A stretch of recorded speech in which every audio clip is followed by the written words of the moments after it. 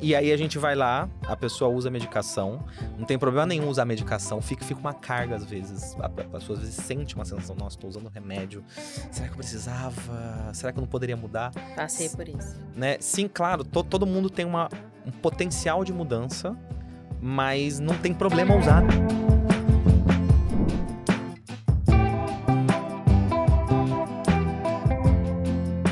Então a gente tá comentando aqui, então vamos até estruturar essa história do TDAH. Então o TDAH, ele tem essa característica de ser o TDAH oficial, o TDAH verdadeiro, de verdade mesmo, que é realmente TDAH, é essa característica da pessoa, essa neurodivergência, que pode ser confundida com um monte de coisa. Então, várias outras condições de vida, sobrecarga, trabalho demais, várias condições podem parecer que é TDAH, outras doenças, bipolaridade pode parecer, transtorno de ansiedade pode parecer, um monte de coisa pode parecer TDAH e não é TDAH. Até problema de sono pode parecer TDAH e não é TDAH. E aí tem isso. E aí a gente vai lá, a pessoa usa a medicação, não tem problema nenhum usar a medicação, fica uma carga às vezes, a pessoa às vezes sente uma sensação, nossa, tô usando remédio, será que eu precisava? Será que eu não poderia mudar? Passei por isso. Né? Sim, claro, todo mundo tem um potencial de mudança, mas não tem problema usar a medicação caso seja necessário. E aí você tem que pesar os custos, os benefícios e tudo mais, ficar prestando atenção se você não tá usando o remédio como um doping, né? Eu queria estudar mais, eu vou tomar 2. Peraí, você tá fazendo o quê? Você tá tratando uma doença, tá tratando uma condição sua, ou você tá querendo virar super-homem? O remédio, ele existe para trazer a gente pro normal. Exatamente. Né? O remédio, ele tem que me trazer pro meu eixo. Então, eu tenho um jeito de ser que me atrapalha, eventualmente, aí eu pego o remédio para me trazer para um eixo de autocontrole, né? Eu tive uma dificuldade muito grande para iniciar a medicação, porque eu estava naquele viés da sociedade como um todo. Eu não tinha conhecimento na época sobre a medicina, nem nada assim. Então, eu tinha muito medo de tomar medicação, de ficar viciada. A gente sabe que hoje essas medicações não viciam, as pessoas não precisam ter medo disso. Ritalina não vicia, metilfenidato não vicia, lisdexanfetamina não vicia. E apesar de, né, os estudos já mostraram isso, mas a mídia continua colocando isso como medicações que viciam. E é interessante que as mães, principalmente de crianças, têm muito medo, assim, mas vai fazer alguma alteração no crescimento do meu filho, vai alterar alguma coisa. O que já foi comprovado hoje? A medicação não interfere na velocidade de crescimento da criança. Não interfere. Tinha muito essa questão, né? Tinha se crescia mais essa devagar, questão. né? Talvez por comer menos, vai ter... A criança ficar mais Isso. baixinha. O que foi comprovado é que aumenta, assim, um pouquinho da frequência cardíaca da criança, né? Então, você precisa acompanhar isso. E da pressão arterial também. Mas é tão sutil que não é uma... Não aumenta risco de coisas graves, efetivamente, Não, né? Tem que ser acompanhado, mas assim, o risco é mínimo. São medicações bem seguras. Uma coisa que me ajudou muito é que eu tinha muita dificuldade com o sono. E depois que eu comecei a tomar a medicação, meu sono regularizou. E mesmo hoje, já tendo parado de tomar medicação há muitos anos, meu sono é regular. Que interessante, que legal. E as pessoas ficam com muito medo de usar, né, um psicoestimulante. E não conseguir dormir de noite. E não conseguir dormir. Como eu realmente tinha TDAH, né, não estava tomando para hiperprodutividade nem nada disso, regularizou meu sono. Eu nunca dormi tão bem depois que iniciei a medicação. Pois é, essa é uma coisa interessante que eu explico para as pessoas. Isso é quase que um dos pontos mais importantes que a gente tem que observar, né? A ideia é que o remédio de TDAH deixa a pessoa mais calma. Ele deixa a pessoa mais centrada, mais organizada. Não obediente, tá, pessoal? Não é sobre obediência. Porque as pessoas falam de droga da obediência. Não é sobre bater continência. A criança não vai te obedecer se você entrar com essa medicação. Não vai te obedecer. Não, o exército ia dar pra todo mundo ser mais obediente. Exatamente. Tomar, e aí a ideia é ficar com mais autocontrole. Então vai ter mais autocontrole, vai ter mais organização. A pessoa e uma pessoa que não tem TDAH, então, por exemplo, eu já tive coragem, já tomei uma Ritalina uma vez, pra poder ver como que era, Cara, se eu tomei Ritalina 5 horas da manhã, meia-noite, eu tava querendo pintar o quarto. Gente, essa cor aqui tá muito sem graça. Vamos pegar azul, azul. É azul que a gente vai ser. Meia-noite, eu tomei 5 horas da manhã, uma Ritalina normal, que era pra durar 4 horas em mim. É um trem maluco. Eu nunca tive. Já chegaram. Toma o Venvanse, Venvanse é muito melhor. Eu não chego nem perto, porque eu não tenho TDAH. E Uhum. pra mim, esse tipo de estimulante é extremamente pesado. Eu não tomo, gente, eu não tomo café. Depois das 3 horas da tarde, você não... Não, depois de meio-dia, você não me ofereça café. Eu não tomo café, porque senão eu não durmo à noite. Sou que nem criança, entendeu? Quando tomo Coca-Cola e não dorme, eu sou assim. Então imagina esse tipo de remédio. Pra mim, não rola. Mas pra quem tem TDAH, organiza a vida, né? Essa Uhum. que é a ideia. E aí vem a coisa da neurodivergência, que é... Esse é seu jeito de ser. Então, a pessoa com autismo é uma neurodivergência, é o jeito de ser dela. O TDAH é uma forma de funcionar, é um jeito de ser também. Então, o nosso conceito como sociedade, como médico, como profissional, é aproveitar as potencialidades dessa pessoa ao máximo. A ideia não é a gente querer enquadrar ela dentro de uma normalidade. E é por isso que a gente começa a usar o termo e o conceito de divergência, no sentido de perceber que são pessoas, em essência, diferentes, com potencialidades absurdas de criatividade, de produtividade, de inovação, de pensar em ângulos que fogem dos planos totalmente. E aí que nós, enquanto sociedade, como profissional, o que a gente busca é, cara, floresce. Mostra pro mundo o que você consegue fazer. Só que aí nessa a pessoa precisa de uma ajuda, ela vai precisar de uma ajuda, vai precisar de um recurso, mas o objetivo dos tratamentos é deixar ela ser todo o potencial que ela pode ser, né? Isso eu acho bem interessante. É um pouco diferente do que a gente faz com outras coisas. Tipo, um transtorno bipolar, a gente quer tratar esse trem, não quero mais que apareça. Com Exato. TDAH, com autismo, tem esse reconhecimento das potencialidades, né, naquilo ali. É um paciente muito criativo, então é um paciente muito ativo também.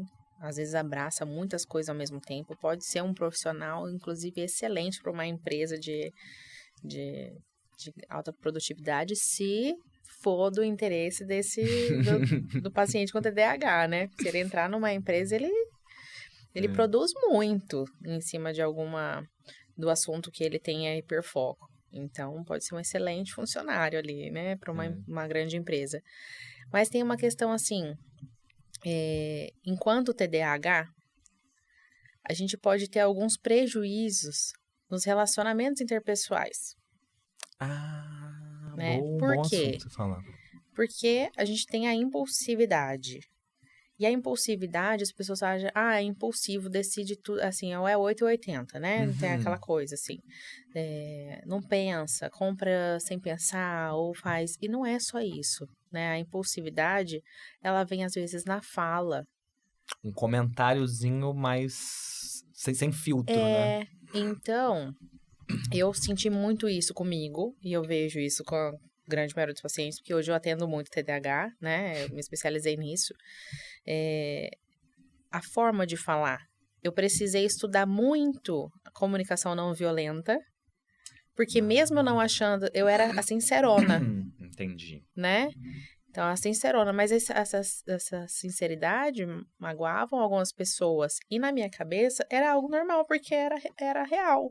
Você falava o que pra você era natural, era óbvio, era tranquilo, você só ia lá e dizia, enquanto que as pessoas esperam que você tenha mais Mais dedos, tato, mais tá, né? e aos pouquinhos, né? E aí o TDAH tem esse freio meio. Às vezes não tem freio, né? Às vezes sai sem Porque quando a gente filtro. fala de impulsividade, as pessoas pensam muito naquela pessoa que Descontrolada. descontrolada, Uhum. agressiva, que vai bater, que vai não sei o que, não. Só que ela pode ter essa impulsividade de outra maneira, né? É na fala, é na forma de pensar. Então, a pessoa, ela pensa alguma coisa, depois ela vai raciocinar de uma maneira mais adequada, vamos dizer assim, né? Em relação a Uhum. determinado assunto. Então, eu era muito assim. Vou dar um exemplo. ligava esses cobradores essas ligação que tinha em casa. Antes era telefone em casa, não tinha esse negócio de celular, né? Então o pessoal ligava, sei lá, oferecendo cartão de crédito. Falava, moça, não tô interessada, eu posso desligar o telefone? Não, porque eu quero te oferecer algum benefício, não sei o quê. Moça, eu não tô interessada, eu vou desligar na sua cara, porque você não tá entendendo, sabe? Então, eu era sincera com ela, eu vou. Aí Tá. minha mãe é muito extremamente educada, assim. Ela regalava o olho, assim, você não Que pode tratar as grosseria. pessoas assim, mas mãe, eu tô falando que eu não tô afim de ouvir isso, né? Então, Sim. a impulsividade, ela pode ir para esse lado. Não precisa ser aquela pessoa extremamente agressiva ou que faz tudo, né? Sim. Hoje você consegue ser simpática com quem liga de telemarketing pra você? Eu continuo sendo sincera. Eu também. Ai, boa. Entendi. Então você aprendeu a comunicação não violenta pra quem você convive, pra quem você gosta. Mas se ligar pra Michelle pra vender pacote de internet, não espere comunicação não violenta, tá? A falta de Não, filtro vai aparecer ali na hora. Você eu vai não vou ouvir. destratar a pessoa, mas eu falo, olha, não tô interessada. A gente pode terminar a conversa aqui, porque eu tô ocupada, não sei o quê, não, mas geralmente eles não. Os que insistem, eu falo, olha, eu já falei que eu não tô interessada, então eu vou desligar. Você tá falando com uma mãe. Agora você tá falando com uma mãe. Respeita. Pois é. E aí, eu gosto de... É importante a gente trazer isso, assim, todos esses aspectos. Então, relacionamentos, a vivência interna, da agitação interna, da inquietação interna, de todas essas dificuldades, de toda essa amplitude que é o TDAH, inclusive a criatividade, o processo de potencialidade para inovação do TDAH e entender que, assim, esse parece que é o ponto mais importante e é um em que muito diagnóstico passa errado também. A nossa atenção, o nosso interesse é o que cola a nossa atenção de todo Uhum. mundo. Então, se eu vou fazer faculdade de Direito, porque meu pai insistiu, eu fui lá e fiz faculdade de Direito, mas eu odeio Direito. Eu não irei estudar com facilidade para OAB. Isso não vai acontecer. Não dá. Não dá porque eu odeio aquilo ali. Eu não suporto aquele tema. Nunca gostei. Nunca me despertou nenhum interesse. Então, naturalmente, eu vou ter uma dificuldade. Sim. E aí, a gente tá pegando uma pessoa com... Qualquer pessoa, colocando ela num processo, às vezes, de trabalho que não explora o interesse dela. E aqui a gente não tá falando mais de TDAH, a gente tá falando de seres humanos. Pegar os seres humanos, tirar eles dos interesses naturais deles, colocar eles pra fazer coisas que eles não querem. E aí eles ficam sempre nesse incômodo de... Não dá, não rola, não dá certo, eu devo ter TDAH, eu vou ter TDAH. E aí a pessoa começa a usar remédio pra poder desempenhar o que é esperado dela, o que ela tá se forçando a fazer contra o próprio interesse, a própria vontade. Se você pega um TDAH e faz a mesma coisa, você pega a pessoa que já tem TDAH, então ela já tem uma questão específica, uma dificuldade extra para executar isso, e você coloca ela para fazer algo que ela também não tem interesse, que ela acha isso profundamente chato, que não desperta ela, ou é até um tema interessante, mas está apresentado de um jeito sem graça, ela vai ter uma dificuldade absurda. Ela vai ter que nadar contra a onda do mar, assim. Ela vai ter que carregar 2 quilos de cimento para poder terminar uma página, às vezes, né? Então, esse respeito pela individualidade da pessoa. Uhum. Que parece que não era uma coisa que a gente tinha que contar. A gente tinha que a gente não tinha... Parece que é uma coisa meio óbvia, né? Tipo, as pessoas gostam de coisas diferentes. Não peguem seus filhos e coloquem eles pra fazer faculdade que eles não querem. Sabe? Você, como pessoa, busque trabalhar na área em que te interessa. Explore o que você já tem naturalmente. É uma filosofia de vida que seria meio instintiva, né? Mas a gente acaba travando ela, né? E no TDAH isso... é o grande tratamento, né? É reconhecer essa pessoa, olhar pra essa pessoa e perguntar, você quer isso? O que você quer?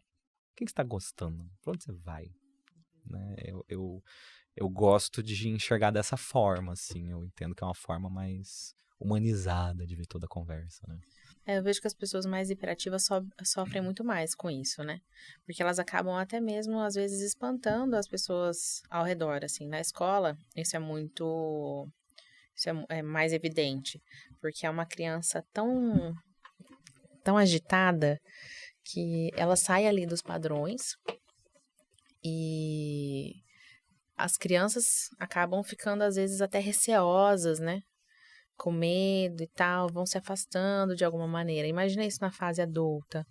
Eu tenho um paciente que ele trabalha numa empresa grande e ele é extremamente produtivo dentro do setor que ele trabalha.